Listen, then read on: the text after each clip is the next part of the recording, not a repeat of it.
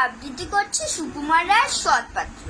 শুনতে পেলাম পোস্তা গিয়ে তোমার নাকি মেয়ের বিয়ে।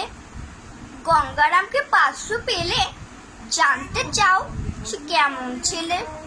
মন্দ নয়, সে পাত্র ভালো, রং যদিও বেজায় কালো। তার উপরে মুখের গঠন অনেকটা ঠিক পেঁচার মতন। বিদ্যে বুদ্ধি বলছি মশাই, ধৈর্য ছেলের অধ্যবসাই। 19টি বার মেট্রিকে সে ঘায়েল হয়ে থামলো শেষে। বিষয় আশায় গরিব বেচায়, কষ্টে শিষ্টে দিন চলে যায়।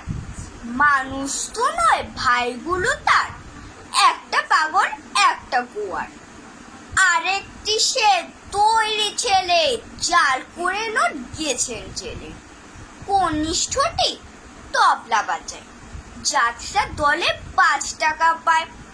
গঙ্গারাম তো কেবল ভোগে পিলের জ্বর আর পাণ্ডু রোগে।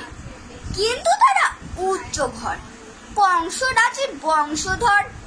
শ্যামলাহিড়ি বনগ্রামের কে যেন হয় গঙ্গারামের। যা হোক, এবার পাত্র পেলে, এমন কি আর মন্দ ছেলে। নমস্কার।